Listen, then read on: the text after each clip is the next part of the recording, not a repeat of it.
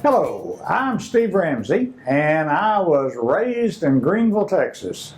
And I want to give you a little bit of history of growing up in Greenville. And to start off with, my family moved here after World War II. My dad was in the service and was wounded. And he moved here, the family moved here in 1946. I was 3 years old. And we settled in up the just a little bit north of where we are right now. We had Dad bought a house on Jones Street, corner of Jones and King, and a little red brick house which still stands. And we started elementary school at Travis School, which is gone now, and we just made havoc of the neighborhood, poor people. But we had a good time, and we absolutely loved growing up in Greenville. Didn't know anything else, and which is good.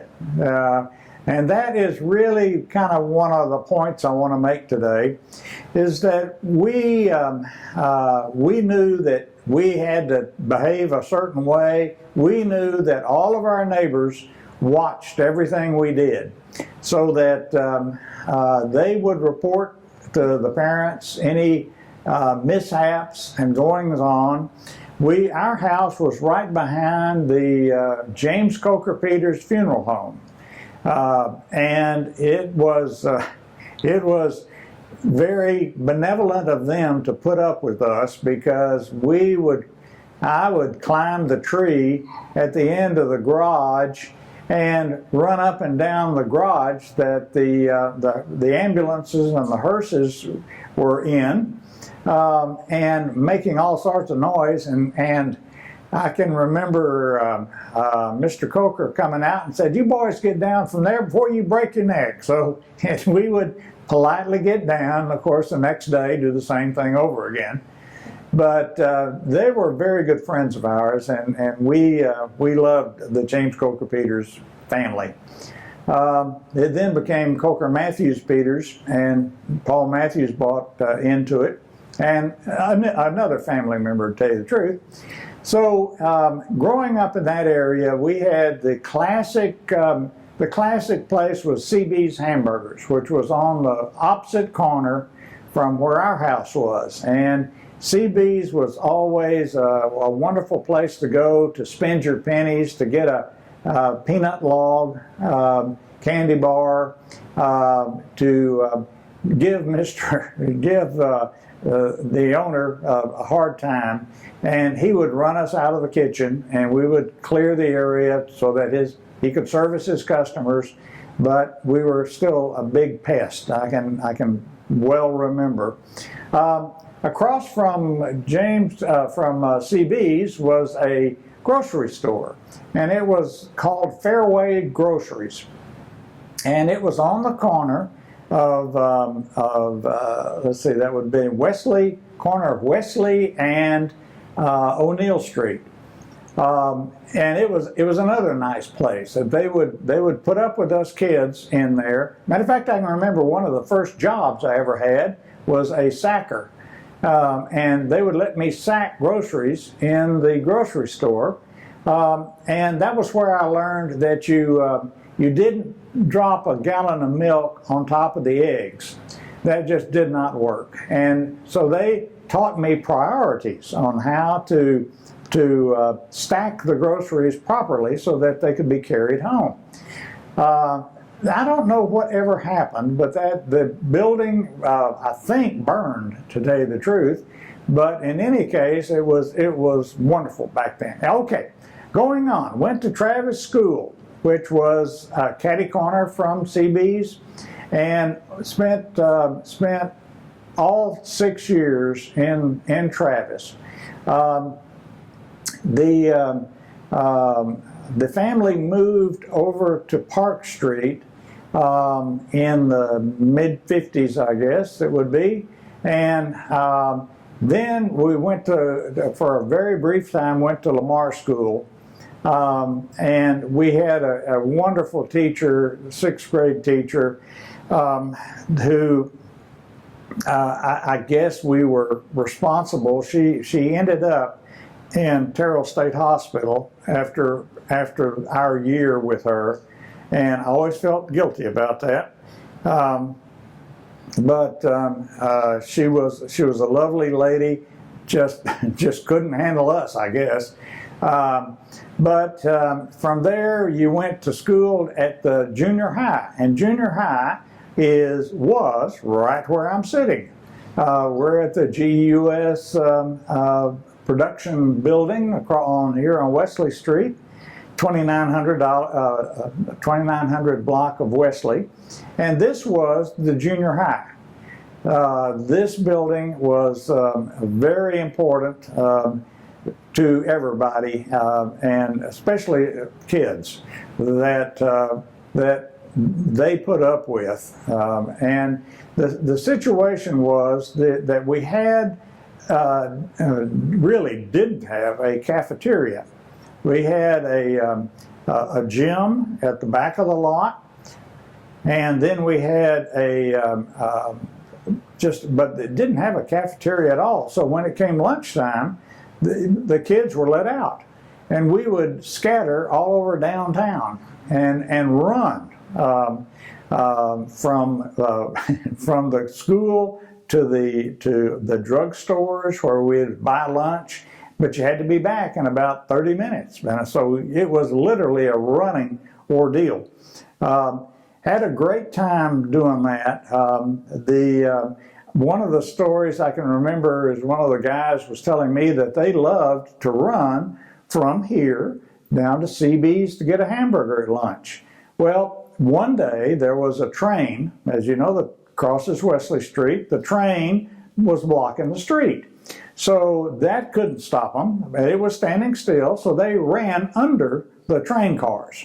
And they said they went down and ate at CB's and started back to school, and the train was still there. So they ran under the train to get back into the class again. Well, that made for a good story, you know. You never talk about running under a stationary train, but they did it, and no problems. Luckily, nobody found out. But we had a lot of fun as kids being downtown. And I guess the main thing is that when you were raised in Greenville, you lived in Greenville, and Greenville was all you had.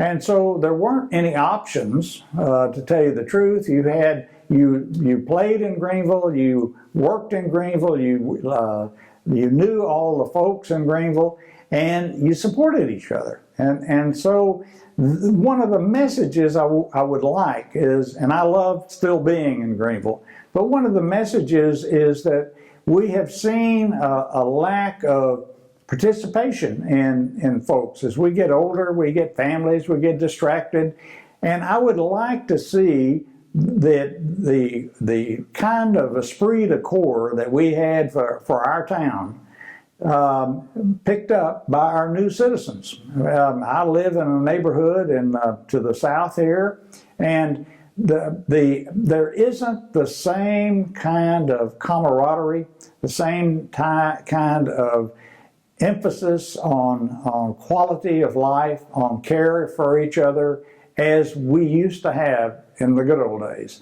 Now, some of the adults back when we were kids may not agree with all that, but it was just a vital part of growing up.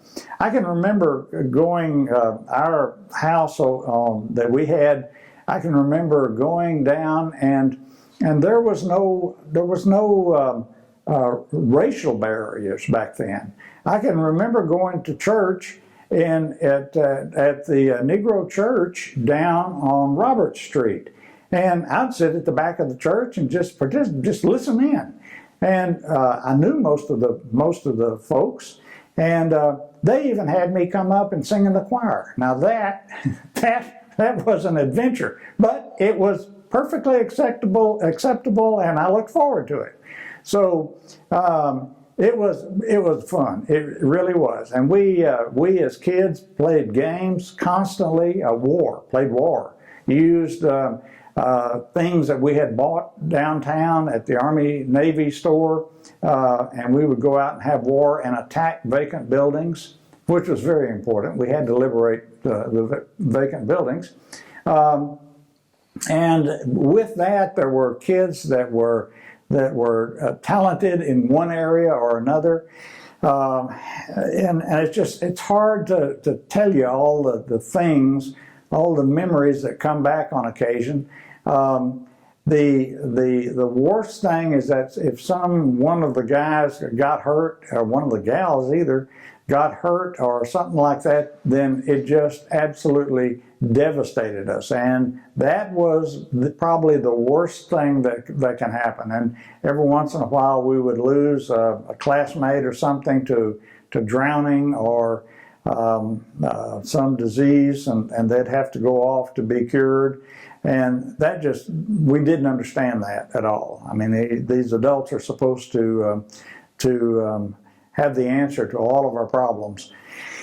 In any case, that's the part of growing up. But what I'm hoping to get the message to is that if you live in Greenville, Greenville has a lot to offer. There's a lot to be proud of. And the moral of the story, I think, is get involved, participate, contribute, and it'll make it better for all of us. You will see things that you don't understand, but I'll bet you dime to donut, you dig a little bit and you'll find there's a reason and there's an answer, and if there's a problem, there's a solution. So I can't emphasize enough. And every once in a while, I'll visit some other town that was sort of like Greenville, sort of like growing up here, and I will see similar problems and find that they use similar solutions to make their town better. So I wholeheartedly, my wife and I moved because my work moved us to New Jersey. And when I explained to her after about 3 years that we were going to go back to Greenville, her response was, "Doggone it, I was born there and now you're going to take me back there to die." But she is perfectly happy, thank goodness. And so the town of Greenville is just a part of our backbone, and quite proud of it. If anybody needs some coaching on how to adjust in Greenville, I'm always available. Right across the street from where I'm sitting at the moment. But I'm still in business. I'm still working, and I love it. I absolutely love it. And I appreciate GEUS giving me the opportunity to tell a few of my silly stories. Thank you very much. Let's record your hometown voice's story. Contact Juice by calling 903-457-2800 or email us at studio34@juice.org.